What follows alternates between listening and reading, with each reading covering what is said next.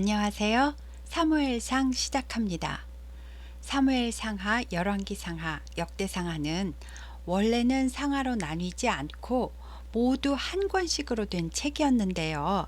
내용이 길어서인지 나중에 상하로 나누게 되었다고 합니다. 사무엘서의 시작은 사사시대 말기 때이고요. 나중에 사무엘을 통해 사울이 왕으로 임명되게 되면서 사사시대는 끝나고 왕정시대에 접어들게 됩니다.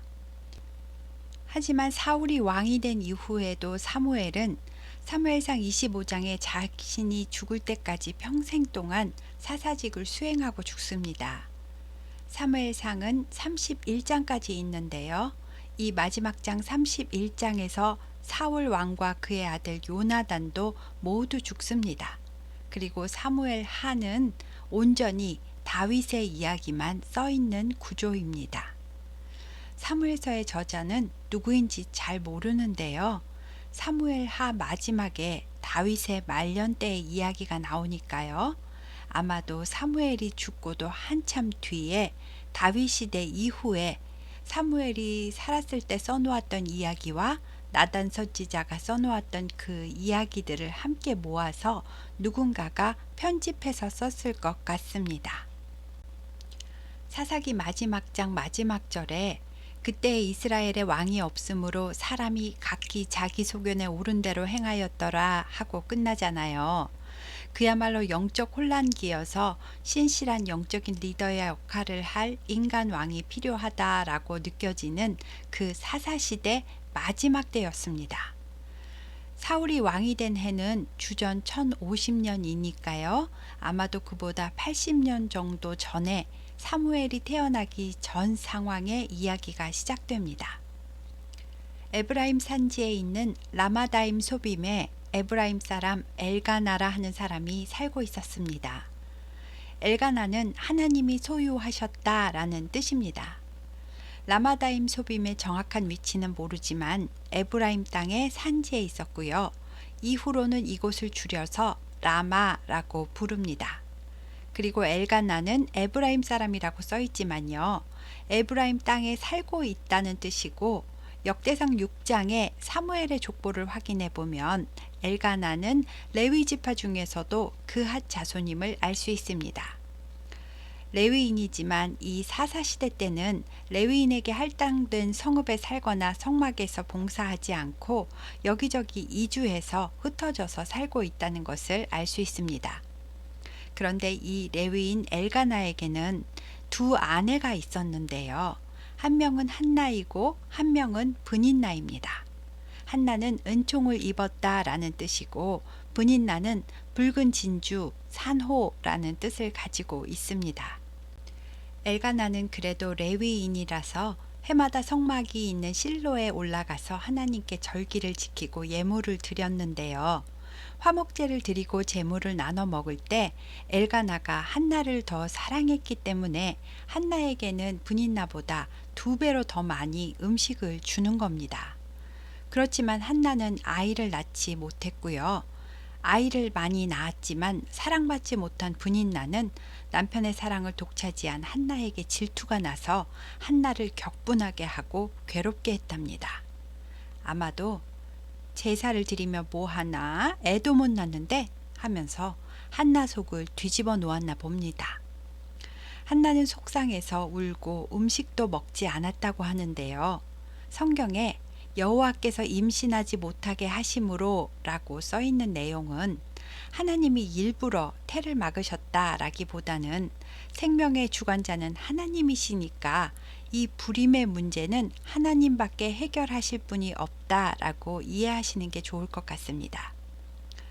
그때 당시 실로 성막의 대제사장은 엘리였고 엘리의 두 아들 홈니와 비느하스가 제사장직을 맡고 있었는데요. 제사장직은 아론의 직계 자손만 되는 건데 이때 엘리는 아론의 막내 아들 이다말의 후손이었습니다. 이 엘리 제사장은 여호와의 전 문설주 곁에 자기 의자, 즉 제사장 자리에 계속 앉아있는 모습을 보이는데요. 성막은 집이 아니니까 문설주는 원래 없는 거였잖아요. 하지만 제사장들이 광야 생활도 다 끝났는데 계속 텐트에서 살 필요는 없으니까요. 아마도 여호수아 때 그 성막을 중심으로 제사장과 수종 드는 사람들이 편리하도록 보수를 해서 방을 여러 개 만들어 놓고 제사장이 공간이 있는 방도 여호와의 전 옆에다 만들어 놓았던 것 같습니다. 그리고 그 방 문설주 옆에 제사장이 앉아서 성막의 제사 집례가 잘 되고 있는지 살펴보는 제사장 전용 의자가 있었나 봅니다. 마음이 괴로운 한나는 일어나서 하나님께 기도하며 통곡하는데요.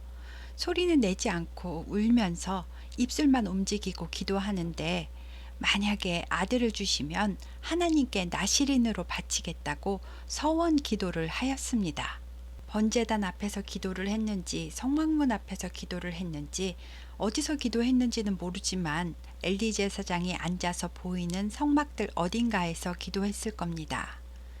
엘리는 한나가 포도주를 마시고 취해서 중얼거리는 줄 알고 처음에는 나무랐었지만 한나의 사정을 듣고는 평안히 가라.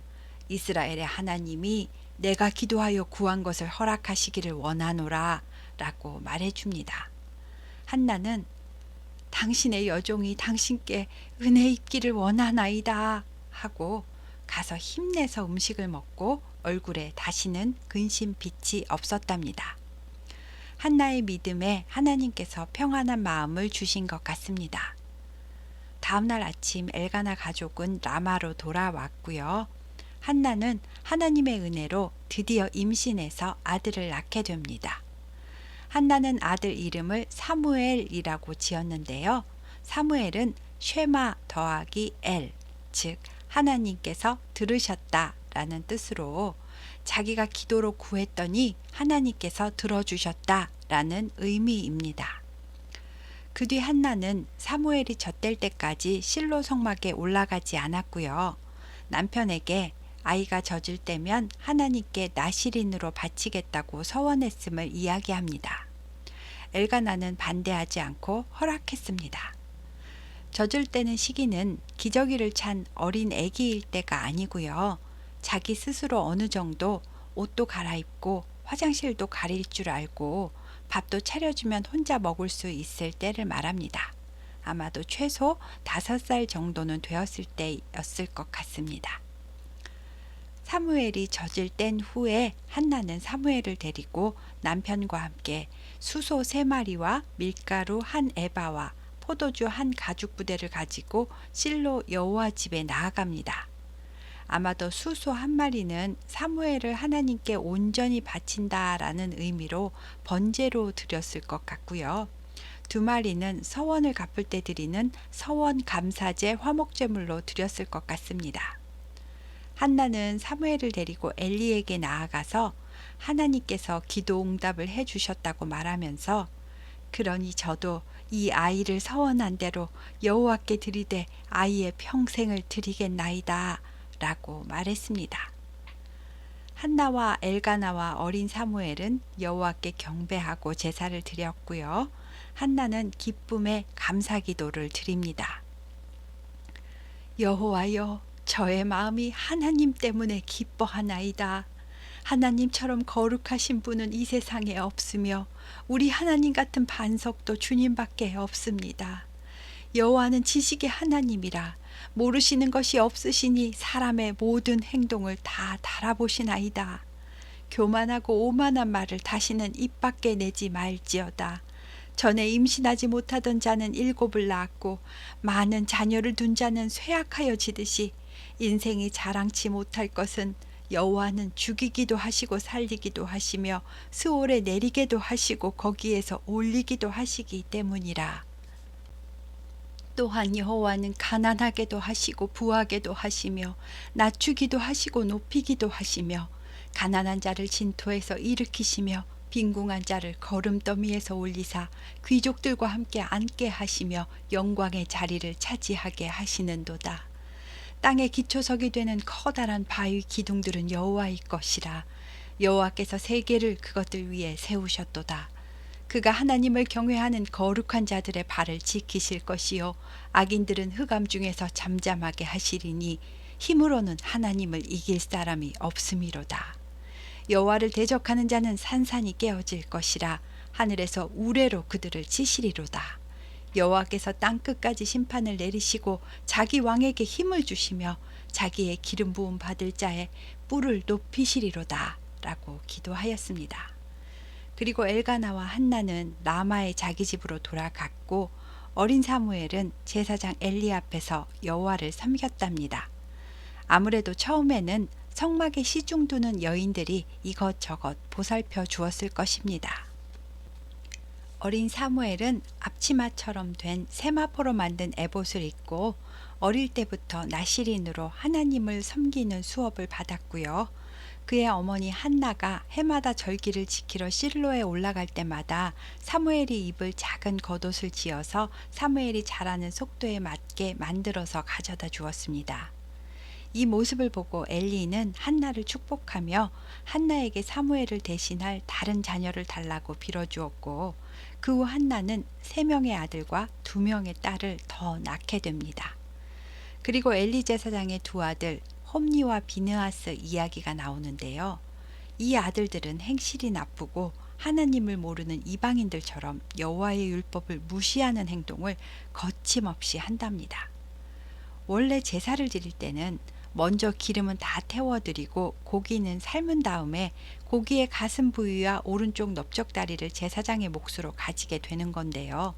홈니와 비느하스가 자기의 종, 그러니까 시종드는 사환을 보내서 3살 갈고리로 솥에 아직 삶고 있는 고기를 푹 찍어서 걸려 나오는 걸 마음대로 가져다가 먹는가 하면 또 제물의 기름을 번제단에서 아직 다 태우기도 전에 그냥 먼저 삶지 않은 날고기를 달라고 하는 겁니다.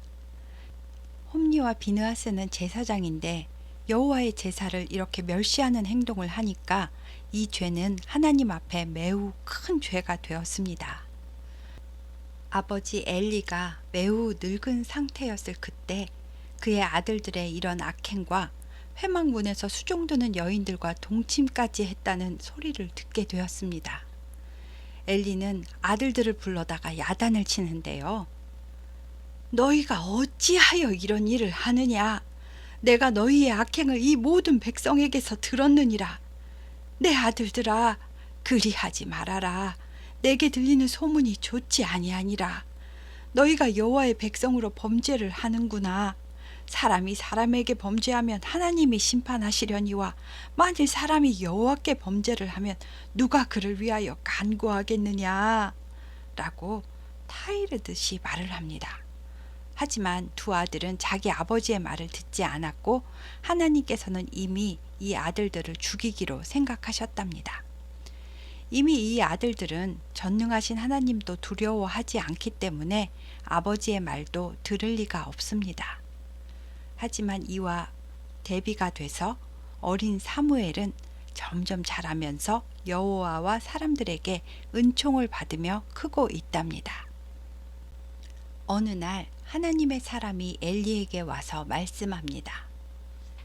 여호와의 말씀에 너희 조상 아론이 애굽에 있을 때부터 여호와께서 아론의 집에 나타나 은혜를 주셨고 내가 이스라엘 모든 지파 중에서도 아론과 그의 자손을 택하여 내 제사장으로 삼아 그를 구별하였다.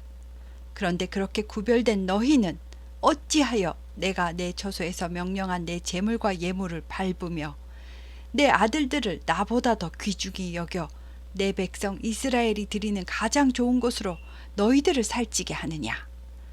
그러므로 이스라엘의 하나님 나 여호와가 말하노라. 내가 전에 내 집과 내 조상의 집이 내 앞에 영원히 행하리라 하였으나 이제 나 여호와가 말하노니 결단코 그렇게 하지 아니하리라. 나를 존중히 여기는 자를 내가 존중히 여기고 나를 멸시하는 자를 내가 경멸하리라. 보라, 내가 내 팔과 내 조상의 집 팔을 끊어 내 집에 노인이 하나도 없게 하는 날이 이를 것이다. 내 집에서 출산되는 모든 자가 젊어서 죽을 것이며 내 2 아들 홈니와 비느하스가 한날에 죽으리니 그 둘이 당할 그 일이 내게 표징이 되리라. 내가 나를 위하여 충실한 제사장을 일으킬 것인데 그 사람은 내 마음 내 뜻대로 행할 것이라. 내가 그를 위하여 견고한 집을 세우리니 그가 나의 기름 부음을 받은 자 앞에서 영구히 행하리라. 그리고 엘리 너의 집에 남은 후손은 그에게 성막에 작은 직분이라도 하나 달라고 밥을 먹기 위해 구걸을 하게 될 것이다 라고 저주를 말했습니다. 제사장은 레위 지파 중에서도 그핫 자손, 그리고 그핫 자손 중에서도 아론의 직계 자손만 제사장직을 영원히 맡기겠다고 하셨었는데요. 앞으로는 그렇게 하지 않으시겠다는 말입니다. 엘리 가문은 심판을 받게 되고 하나님은 앞으로 하나님의 마음, 하나님의 뜻대로 행할 충실한 제사장을 세우겠다고 하십니다. 먼저는 사무엘을 뜻하는 말이기도 하겠지만 더 나아가서는 멜기세덱의 반차를 따른 영원한 대제사장 예수님을 예언하는 말이기도 합니다. 엘리는 자신뿐만 아니라 자식들이 죽게 되고 후손들까지 몰락하게 될 거라는 예언을 들었는데도 별다른 반응을 보이지 않습니다. 영적으로 상당히 무뎌져 있는 모습이기도 하고 이미 자식들도 자기가 감당할 선을 넘어서 있기 때문에 약간 자포자기한 듯한 모습을 보입니다. 아이 사무엘이 엘리 앞에서 여호와를 섬길 그때에는 영적으로 부패하고 타락한 시대여서 여호와께서 말씀으로 계시해 주는 이상이 흔히 보이지 않았기 때문에 그냥 그저 그런 일상의 시간들 속에 엘리는 영적인 눈과 육적인 눈이 점점 어두워져서 잘 보지 못했답니다. 분별을 잘 못했다는 뜻입니다. 어느 날 성소에 하나님의 등불, 그러니까 7 금초대의 불이 아직 꺼지지 않은 완전한 새벽이 되지 않은 그 시간에 엘리는 자기 처소에 자려고 누웠고 사무엘도 하나님 궤에 있는 여호와의 전 안에 누웠답니다. 사무엘이 지성소 안에 들어가서 누운 것이 아니고요. 성막이 있는 곳에 딸린 작은 방에 누웠다는 이야기입니다. 그런데 사무엘의 귀에 자기를 부르는 소리가 들렸습니다. 사무엘은 엘리가 부르는 줄 알고 엘리에게 달려가서 네, 제가 여기 있습니다 하고 대답했습니다. 엘리는 자기는 안 불렀다면서 어서 가서 자라고 했고 사무엘이 다시 가서 눕자 하나님께서 사무엘을 또 부르십니다. 사무엘은 또 엘리에게 달려가서 제사장님, 저 여기 있습니다 라고 대답했고 이런 일은 3번이나 반복되었습니다. 그제서야 엘리는 하나님께서 사무엘을 부르셨구나 하고 깨닫고 사무엘에게 사무엘아, 가서 누워 있다가 그가 또 너를 부르시거든 여호와여 말씀하옵소서 주의 종이 듣겠나이다 하고 대답하여라 하고 가르쳐 줍니다. 엘리도 이렇게 하나님의 말씀을 들은 경험이 있었다는 뜻이겠지요. 사무엘이 가서 눕자 여호와께서 임하셔서 사무엘아, 사무엘아 하고 부르십니다. 사무엘은 엘리가 가르쳐 준 대로 말씀하옵소서 주의 종이 듣겠나이다 하고 대답했습니다. 여호와께서는 사무엘아, 내가 이스라엘 중에 한 일을 행할 것이다. 그런데 그 행할 일을 듣는 자마다 2 귀가 울릴 정도로 충격을 받게 될 것이다. 내가 엘리의 집에 대하여 말한 것을 처음부터 끝까지 그날에 그에게 다 이루게 할 것인데 내가 그의 집을 영원토록 심판하겠다고 그에게 말한 것은 엘리 자신도 이미 알고 있는 죄악 때문이다. 이는 그가 자기의 아들들이 저주를 자청하였지만 금하지 아니하였기 때문이다. 그러므로 내가 엘리의 집에 대하여 맹세하기를 엘리 집의 죄악은 제물로나 예물로나 영원히 속죄함을 받지 못할 거라고 하였노라 라고 말씀하셨습니다. 다음 날 아침이 되었고 성막 문도 열었는데 사무엘은 엘리에게 간밤에 들은 말씀을 말하기가 두려워서 나가지 않고 조용히 있습니다. 그러자 엘리가 사무엘을 불러서 하나님께서 간밤에 무슨 말씀을 하셨는지 숨기지 말고 하나도 빠짐없이 말하라고 합니다. 그래서 사무엘은 숨김없이 자세히 말했습니다. 엘리는 다 듣고 나서 이는 여호와시니 그가 선하신 대로 하실 것이니라 라고 대답했습니다. 하나님의 선하신 뜻은 어떻게 해도 이루어지기 때문에 그냥 받아들인 걸까요? 엘리도 하나님의 임재를 경험한 사람이고 보통 사람들도 아니고 사역자로 쓰임받은 사람인데 자식 교육에 이렇게 실패를 했습니다. 엘리는 하나님을 모르는 사람이 아닙니다. 아들의 악행이 얼마나 저주를 받을 상황인지도 모르지 않습니다. 율법도 잘 알고 있습니다. 하지만 자식을 좋게만 기르고 바르게 가르치지 않았고 악행을 필사적으로 막지 않았기 때문에 자기뿐만 아니라 그렇게 소중히 여기던 아들과 그의 후손까지 가문이 몰락하는 심판을 받게 되는 겁니다. 이런 예언이 있은 뒤 시간이 어느 정도 흘렀습니다. 그 후에 사무엘은 점점 자라서 직무를 수행할 수 있는 나이가 되었고 여호와께서 사무엘과 함께 계셔서 사무엘의 말이 하나도 땅에 떨어지지 않게 다 이루어지게 해 주셨다고 합니다. 이 말은 사무엘이 하나님의 뜻을 민감하고 예리하게 알아차릴 수 있었기 때문에 가능한 것이지, 사무엘이 아무 말이나 자기 내키는 대로 선포를 해도 하나님이 다 이루어지게 역사하셨다라는 뜻은 결코 아닙니다. 사무엘의 영성과 성품이 모든 사람이 보기에 나실인다웠기 때문에 단에서부터 브엘세바까지의 온 이스라엘이 사무엘은 여호와의 선지자로 세움을 입은 사람이다 라고 다 인정하고 알았답니다. 사무엘은 하나님 뜻을 바르게 전했고 이 사무엘의 말은 온 이스라엘에게 전파되었습니다. 여기가 사무엘상 3장까지 이야기인데요. 4장부터는 엘리 가문의 저주가 성취가 되고 법궤가 블레셋에게 빼앗기는 슬픈 이야기가 나옵니다. 감사합니다.